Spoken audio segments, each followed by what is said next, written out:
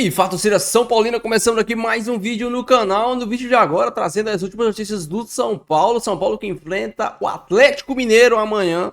Revanche da Copa do Brasil, só que dessa vez pelo Campeonato Brasileiro. Antes de mais nada, eu quero que você deixe aí embaixo e deixe o seu like. Se inscreva no canal, se inscreve se você não for inscrito. Deixa o like, me ajuda demais a dar essa força para esse jovem São Paulino aí, beleza?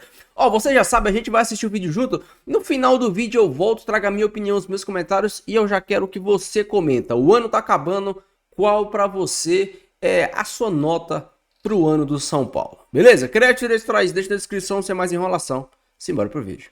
Mas acho que é muito dentro do que eu imaginava, como uma boa temporada. Na verdade, né, eu acho que a comparação é inevitável com a temporada passada, quando o São Paulo ganha um título importante. Mas se a gente for analisar o que é o São Paulo hoje, a gente entende perfeitamente, ainda mais esse ano, que aquele título da Copa do Brasil foi um momento, um recorte específico numa temporada em que os adversários não estavam tão fortes como nessa temporada atual, né? Só para pegar a sequência do São Paulo, eu acho que o Palmeiras é mais ou menos o mesmo nível desse ano e do ano passado. Tem algumas diferenças, mas mais ou menos o mesmo nível. O Corinthians esse ano é muito melhor do que o Corinthians do ano passado. Agora, né? Muito melhor. E não perdeu o jogador no meio do confronto. E o Flamengo desse ano também é menos maluco do que o Flamengo do ano passado, né? Mas acho que talvez o desse ano muito mais desfalcado. Acho que é tão maluco quanto. Que aquilo que a gente viu, né, no confronto com o Flamengo foi um técnico já demitido, o São Paulo, com a comissão que tinha brigado com os jogadores. Verdade, sem dúvida. Né, Mas ali, quando você olha ali, tinha mais jogador. Tinha. Mas ao mesmo tempo, né, trocou o goleiro, entrou a partir de outro. Sim. Gabigol jogou... Não, estava o caos. É um recorte específico, né? E acho que do ano para cá, o São Paulo teve mais perdas do que ganhos, né? Do ano passado para cá. Então você compara não o time do Flamengo, compara o time do São Paulo. Compara o que o Dorival tinha e o que o Zubeldia tem. Perfeito. Como o São Paulo investiu lá e como o São Paulo investiu aqui. Vou falar 4 caras: Beraldo, Alisson, Pablo Maia, Caio Paulista. Isso. 4 caras com os titulares, né? Exato. Estavam no campo mais. Isso, por exemplo, né? Essa que é uma boa comparação. A janela do São Paulo do ano passado para o Dorival ser campeão foi no meio dos jogos com o Corinthians, contratou o cara que está atrás de você aí, né? Sim. E além do Ramos Rodrigues para tentar uma cartada. Esse ano contratou Jamal Lewis, Santilongo, Marcos Antônio e Juan Tressoldi. Então, o São Paulo, ele não investiu esse ano para mais do que 6º lugar no campeonato. E acho que o 6º lugar, desde a 12ª rodada, é uma boa campanha. Eu estava até vendo, Tironhões, para vir para cá com alguns argumentos, porque a lembrança, a memória às vezes trai, né? O São Paulo, eu acho que a comparação é com o Inter, por isso que a comparação é com o Inter e Fortaleza. Embora o Inter tenha investido mais que o São Paulo, né? O Inter chegou um momento depois da calamidade que ele freou, até vendeu o Maurício para o Palmeiras, porque ele ficou sufocado. O Fortaleza investiu no começo da temporada, não investiu no meio da temporada. E aí você fala, como é que foi mesmo São Paulo e Inter e São Paulo e Fortaleza no Brasileirão? São os times que estão à frente do São Paulo. E não vai dar para o São Paulo superar. Possivelmente nem o Inter agora. Bom, os 2 jogos do segundo turno, o São Paulo jogou com o Fortaleza com o time misto. O Lucas nem foi para a Fortaleza. Jogou com o Juan no ataque, se a gente for lembrar. E o jogo contra o Inter aqui, jogou com o time inteiro reserva, o goleiro era o Jandrei, perdeu 3-1. São detalhes em relação aos 2 que estão em frente única há muito tempo, Fortaleza e Internacional. Então eu acho que até nessa comparação, o jogo da ida do Fortaleza contra o São Paulo no Morumbi foi com o Carpini ainda, a estreia é derrota. O Carpini cai um pouco por conta daquele jogo, rebote da eliminação do Paulista. E vai para o segundo jogo contra o Flamengo já demitido, né? Então, se você analisar esse contexto todo, eu acho que não é que a temporada foi boa, a temporada foi aceitável. Um time grande como o São Paulo, ele pode várias coisas, mas ele não pode não disputar a próxima Copa Libertadores. Ele tem que estar entre os 6 primeiros do campeonato. E a coisa que não vinha acontecendo, o São Paulo só foi para a Libertadores, só voltou porque ganhou o título da Copa do Brasil. Em nenhum outro trabalho, fora o dos Diniz lá atrás, o São Paulo esteve na zona de classificação pela Libertadores. Então, acho que é uma boa campanha. Agora, fica aquela questão, porque para o São Paulo 2025 tem 2 grandes obstáculos. O primeiro é o limite financeiro e o segundo é o calendário, porque pré-Libertadores é uma coisa, Libertadores, fase de grupos é outra coisa. E agora, Libertadores, fase de grupos, depende do Botafogo. E a gente está vendo que torcer para o Botafogo não é uma coisa tão simples. Pode perguntar ao botafoguense, né? O Botafogo... Aliás, o São Paulino acho que torce para o Botafogo nas 2 frentes, né? Para o Palmeiras não ser tricampeão e para o Botafogo ganhar do Atlético, que ele ia à fase de grupos. Aí que nós estávamos conversando no início. Se o São Paulo recebe do Botafogo o presente da Libertadores no dia 30, o São Paulo tem uma partida só no Brasileiro até o dia 30, contra o Atlético nesse sábado, né? O Inter tem o Bragantino em casa. Provavelmente, ou a diferença aumenta entre São Paulo e Inter, ou a diferença fica a mesma, porque o Inter vai fazer 3 pontos, né? Aí eu imagino que antes de jogar com o Grêmio, curiosamente, o Grêmio em Porto Alegre, se o Botafogo for campeão no sábado, o São Paulo, a minha impressão, ainda não é uma informação, é que o São Paulo vai sair de férias. Porque aí ele vai estar em sexto. Matematicamente, o 6º lugar deve ser garantido nessa rodada, matematicamente, né? E aí, na fase de grupo, se abrir o G8, não Qual tem é a rodada mais... que você está falando? Matematicamente? É. Agora. Essa aqui. Amanhã. É. Né? Matematicamente, o São Paulo vai estar em sexto, possivelmente, Sim. pela combinação de resultados. Mas aí que tá, o sexto é uma coisa com o Botafogo campeão e o sexto é outra coisa com o Atlético campeão. Sim. Então, com o Botafogo campeão, eu imagino que o São Paulo vai ser o primeiro clube a sair de férias. Vai dar férias para os jogadores na próxima temporada. Vai ser aquele clube, esse aí não tem mais o que fazer. O trabalho já está, o técnico está pensando, não é o Flamengo que ainda joga pela sua... Até porque pelos Felipe traumas sabe o que anteriores, tem, aconteceu com o Dorival Júnior, tem eleição, tem um monte de coisa, né? O São Paulo já não, então eu acho que... Mas agora é aquilo, não depende dele, né? Quer dizer, não depende dele no Brasileiro, pode descontar 4 pontos em 4 rodadas, é difícil, e vai depender do Botafogo contra o Galo. Aí é uma outra situação. Muito bem, a galera aqui falou que não gostou que você ficou falando que isso, desmerecendo o título da Copa do Brasil do São Paulo. Não foi o caso. Não desmereci, não. Eu só falei que era um recorte muito específico. Sim. Né? Mas vamos lá, deixa E eu... o Jeff, só rapidinho, só anotei aqui porque é importante. O Jeff Moraes e o Jair Terra fala: assina embaixo de tudo que o Arnaldo escreveu, falou, ele é sempre muito ponderado. Eu concordo em 197% sobre tudo que ele fala. Muito aqui, obrigado. O Jeff Moraes e o Jair Terra estão do seu lado aqui, viu? Muito Arnaldo? obrigado. Te elogiando, assim, de maneira rasgada. Muito obrigado. Fala aí, ô Massa. Eu queria propor para vocês que a minha memória é um lixo, vocês sabem disso, né? Vai, que eu pesquisei. Então vamos lá, um recorte de 10 anos. 10 anos. Vamos pode ir lá. deixar este ano de lado. Tá bom. Vamos pegar 2014, É bom?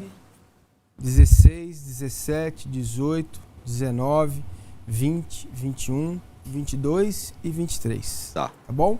Para te dar a primeira levantada. A década- 2014. 2014 o São Paulo foi vice-campeão. Isso. E Ok. foi o único ano em que o São Paulo teve um técnico o ano todo completo. Vice-campeão brasileiro. Muricy Ramalho. 2014. Certo? Técnico. 2015. Nabo. Hã? Oh, desculpa. Ué, não pode. Não, tudo bem. Perdeu, foi mal. Não, eu só assustei. Perdeu, o Muricy ficou doente, entrou o Milton Cruz um tempo, veio o Osório, que está agora no México. 2016. Nabo. 2017. Quase caiu. 2018. Mais ou menos. 2019. Água. 2020. Campeão Diniz, paulista. aquela coisa. Não. Não. Não? Dinizismo, tal, morreu na praia. 2021. Campeão paulista. Paulistinha. O Crespo. 2022. Água.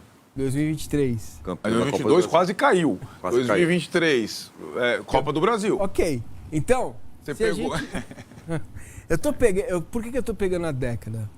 Porque o São Paulo, eu já falei isso aqui, vou repetir. O São Paulo tinha que estar tete a tete com o Palmeiras em tudo. Sim. Nas disputas de títulos, na arrecadação, na estrutura. Corinthians e Flamengo são outras abóboras. Isso beijou, vira princesa. O Palmeiras e São Paulo tem que bradar e brigar muito. Isso veio com o crescimento do São Paulo nos anos 80, quando o Palmeiras, como disse o Aidar, se apequenou, ficou pequeno, diminuiu, né, encolheu, e nos últimos 10 anos foi o efeito ao contrário. O Palmeiras cresceu, são 14 títulos em 10 anos, e o São Paulo ficou para trás, tá?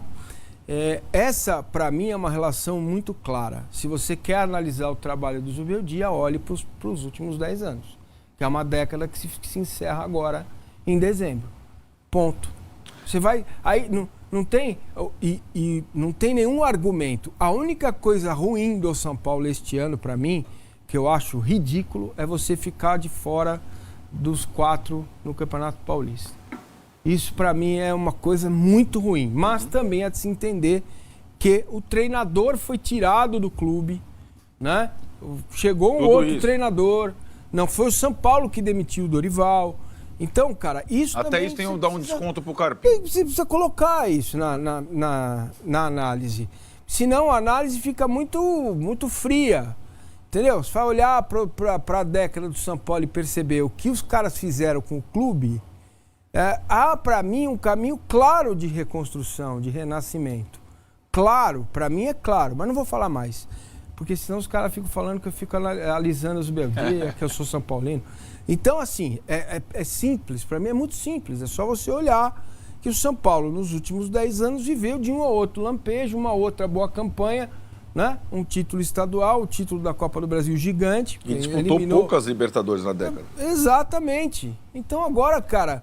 É um daqui para frente. Agora, se o ano que vem o São Paulo retroceder, aí eu acho que é preocupante. Mas tem tudo para manter-se e daqui para frente voltar a crescer, né? Como clube de futebol. Eu não tô... o que eu estou dizendo é que no campo... Agora, a torcida está vivendo ainda na outra década. Porque essas pessoas estão acostumadas com o São Paulo, que não existe mais. Mas eu acho que não. Aí que tá. Eu acho que a torcida veio durante a década aprendendo a conviver com pequenos objetivos, com pequenas vitórias. Mas, o crescimento do ano passado, o título do ano passado deu uma... É isso?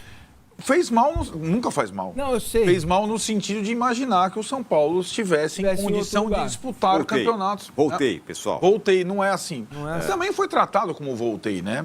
A celebração, tudo, a comoção, título inédito e tal. Mas não voltou ainda. Está voltando. Né? E acho que uma das questões, e a gente analisa o trabalho de outros clubes com essas limitações, é a manutenção do trabalho. Não tem outra saída. Não tem saída. A não ser ir construindo tijolo por tijolo. Não tem como. Cristo Redentor. Muita gente falando assim, aí que tá, é o que você está falando, né? Mas claro que tem. Tem o torcedor soberano, claro que tem. Que é o cara que está falando, se você falar que sexto lugar é bom, é apequenamento. Tem um monte de gente aqui no chat falando, é apequenamento, isso é um apequenamento. Isso é um apequenamento. Eu estava nem discutir com o Vessone sobre essa questão. A capacidade, o Corinthians enchendo o estádio, né? Média de 45 mil pessoas. Se o São Paulo estivesse lutando contra o rebaixamento... Também estaria assim. Estaria assim. O sexto lugar, ele não é emocionante. Amanhã vai ter pouca gente, não vai ter tanta gente. Porém, ele te garante o ano seguinte. Então, por que o torcedor de São Paulo, sempre quando esteve na beira do rebaixamento, lotou o estádio, se envolveu e não se importou do time estar naquela situação. Então, para mim, tem uma revolta maior com a estabilidade do que com o eletrocardiograma. Porque se você tiver no que é uma estupidez, desculpe a palavra. É uma estupidez.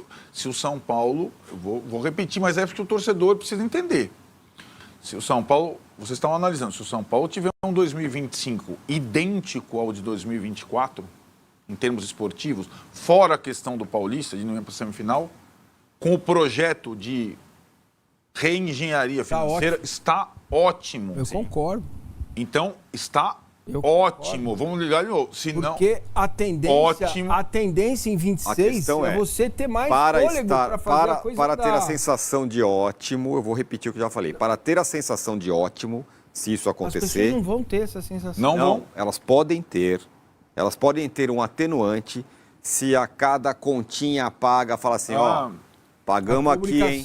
Ó, Máximo. estamos devendo 600, agora é 599. Sim. Ô, mês que vem é 550. O Casares deveria assim. fazer um Esse é o painel negócio. no Morumbi igual o impostório. Exatamente, impostor. É, Por aqui é. já pagamos não sei quanto. Entendeu? Começa lá com o tamanho e vai. Ó, é boa vai. dica. Tem não, o Vai. Name Rights aprovado agora o Lembra, negócio lá, abaixo, lá, ó. abaixo você Põe põe o quanto embaixo. está batendo a dívida. Exatamente. É isso. Tu Não sei Entendeu? quantos Porque- dias sem acidente. precisa ter Excelente ideia, Márcio. Precisa ter Boa ideia. credibilidade. Vou parar de dar ideia pro São Paulo. O Diego aqui, ó, tá falando que o Arnaldo e o Tironi são excelentes, não perco uma só análise que eles fazem, porque eles sempre vão na mosca, não perco, aprendo muito com eles. Pô, também não é tanto, não é pra tanto também, Diego, mas obrigado pelos elogios aí. Depois um dia você leu uma dessa original. Não, tô lendo aqui, Não, o eu Diego sei, tá falando. não, uma outra. Essa Diego, é ótima. Diego, ele não para, tá quase flodando aqui o nosso chat, só de elogios, incrível. O Fábio Milson fala, concordo, Tironi, que acho que é com essa sua ideia do impostor. Eu gostei dessa ideia aí. Mas Sabe o enfim, dia da transparência? A cada 4 meses. tem que ser a hora da transparência. A cada 3 meses o Casares vem a público e fala: ó, a dívida era X, caiu para X. Mais Isso. 3 vezes, caiu de X para mais Repito, X. a galera fala que você é flamenguista, você gosta do Flamengo, não sei o que, não é isso. Mas o Flamengo fez exatamente isso quando deu a Não, flamengada. É que era outro É, momento. outro. Ninguém Não, não, olhava não. muito para Tô isso, falando, mas fez. O cenário era esse. Sim. O Flamengo ficou lá pagando conta. Ó, agora não devemos mais pro Romário. Ou agora pagamos aqui Cara, o o São Paulo é uma potência, velho. O São Paulo é uma potência. Basta colocar o clube no trilho aonde os outros clubes estão. Simples. Né? Porque o Corinthians não está, faz questão de não estar. Eu acho que até... Então, essa é uma situação, né? Eu acho que a revolta... Tem muito torcedor do São Paulo que acho que preferia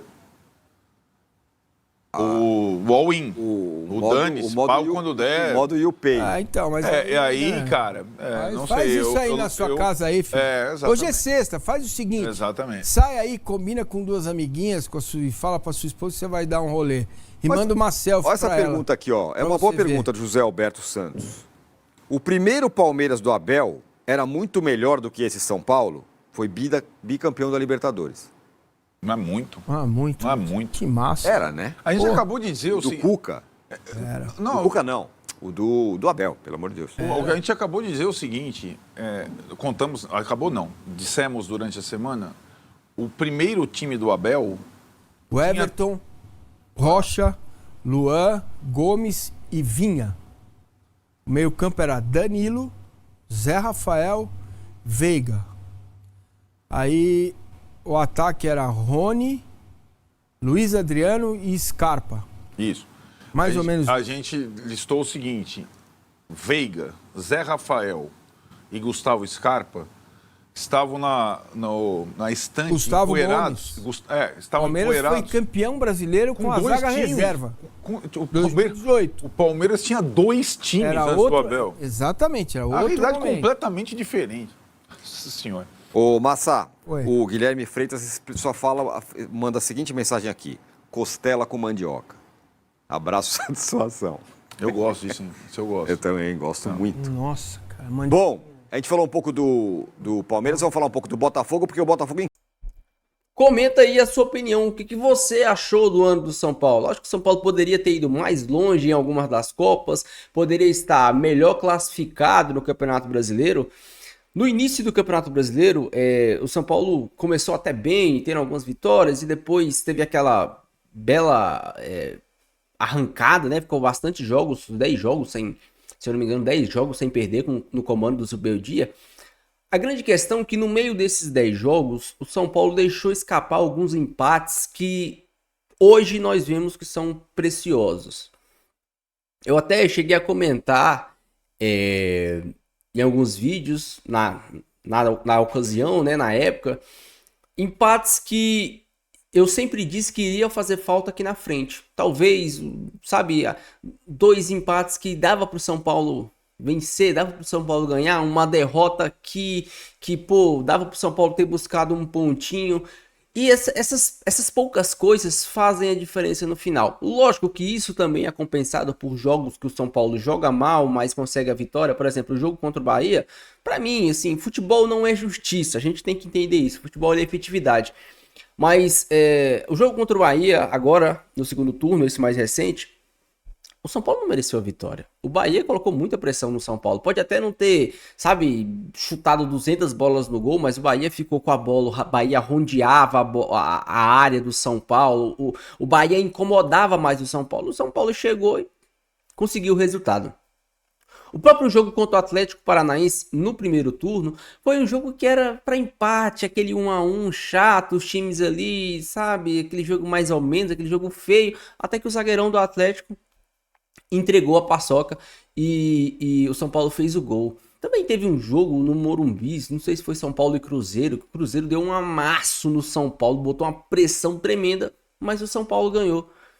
Sabe, o São Paulo desse ano é um São Paulo diferente do ano passado. O São Paulo do ano passado, se não jogasse 100% em todas as partidas, não vencia. E mesmo quando estava 100%, às vezes não conseguia vencer.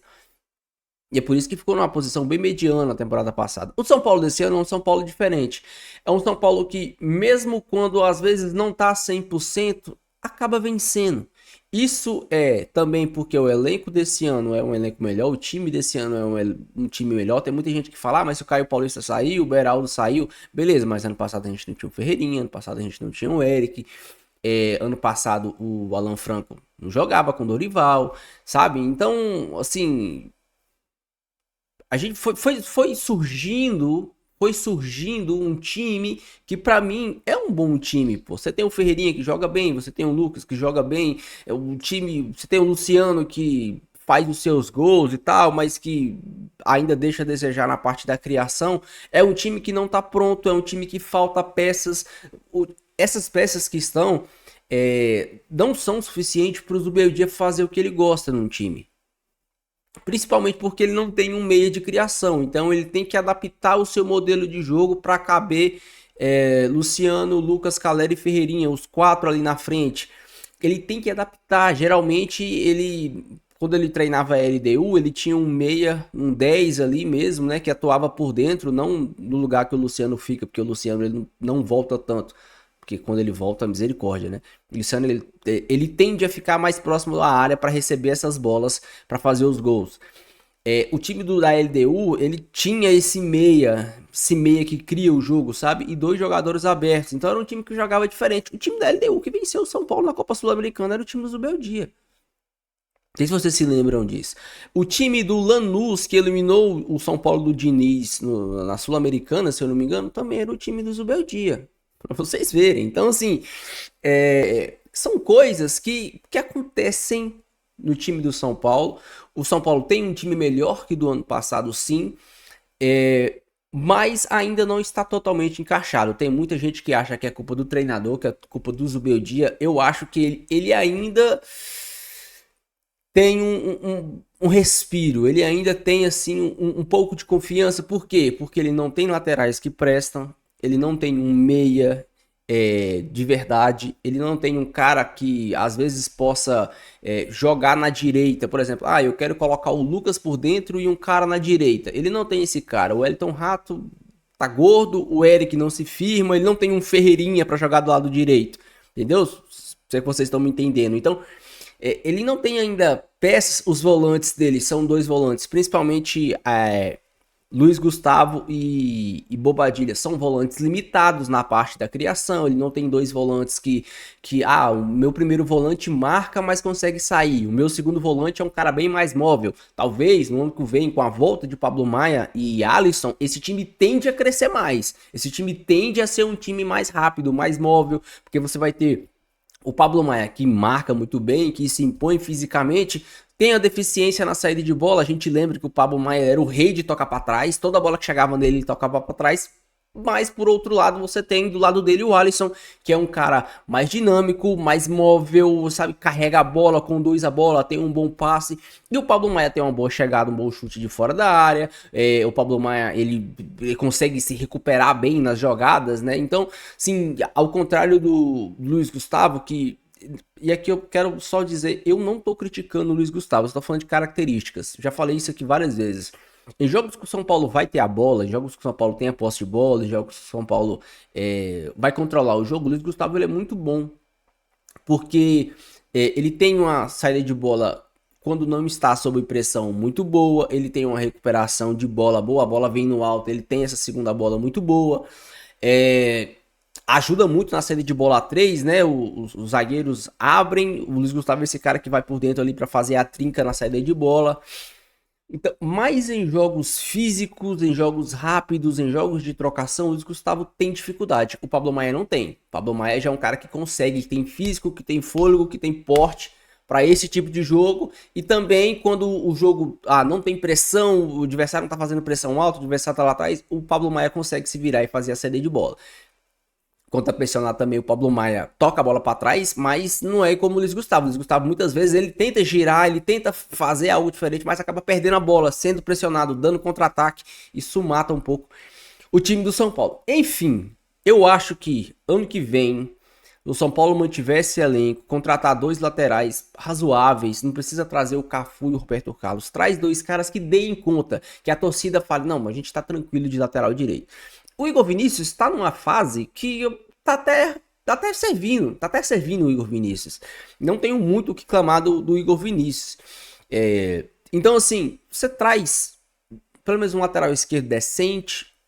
O Rafinha deve aposentar atrás, um lateral direito ou melhor que o Igor Vinícius, ou do mesmo nível, pra gente pelo menos ficar tranquilo. Não precisa ser um Cafu da vida. Tem que investir em um meia.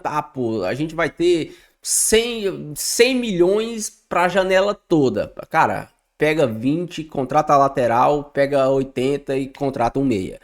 Sabe? E aqui eu tô só supondo, tá? Não sei se o São Paulo vai ter 100 milhões pra investir, mas o São Paulo precisa desse cara. O São Paulo precisa de um cara que ajude o Lucas, que ajude o Ferreirinha e que faça a bola chegar no Caleri. O Luciano não é esse cara. O São Paulo, às vezes, ter um meia ajuda até o Luciano. Um jogo que o Lucas não pode jogar, um jogo que o Zubeldia monta um sistema diferente pro Luciano ficar na frente de segundo atacante mesmo, lá como ele fazia dupla de ataque com o Brenner, com o Pablo, com o Caleri no início da era Rogério Ceni. Faz essa dupla de ataque, coloca esse meia pra ser esse 10 ali mesmo, sabe? Pra municiar o Luciano, pra ele mesmo receber bolas, porque assim, a gente viu no jogo contra o Atlético Paranaense, quando o time tava conseguindo criar pro Luciano finalizar, pro Luciano e pro Caleri finalizar, tava tudo beleza, tava tudo ótimo. Quando o Atlético Paranaense encaixou a marcação, foi um deserto de ideias que aconteceu. O Luciano não pegou na bola mais, o Caleri não pegou na bola mais, o Lucas bem marcado, toda hora que ele pegava na bola tinha 2 dando cacete nele, o Ferreirinha do outro lado a mesma coisa. Faltava esse cara por dentro, pra ajudar o Lucas, pra ajudar o Ferreirinha, pra fazer algo diferente. Pra mim, essa é a principal peça que o São Paulo precisa contratar para a temporada de 2025. Eu quero que você deixe a sua opinião aí, deixe o seu comentário. Não esqueça de deixar o seu like e se inscrever no canal se você chegou até aqui, beleza? Fique com Deus, até o próximo vídeo e valeu!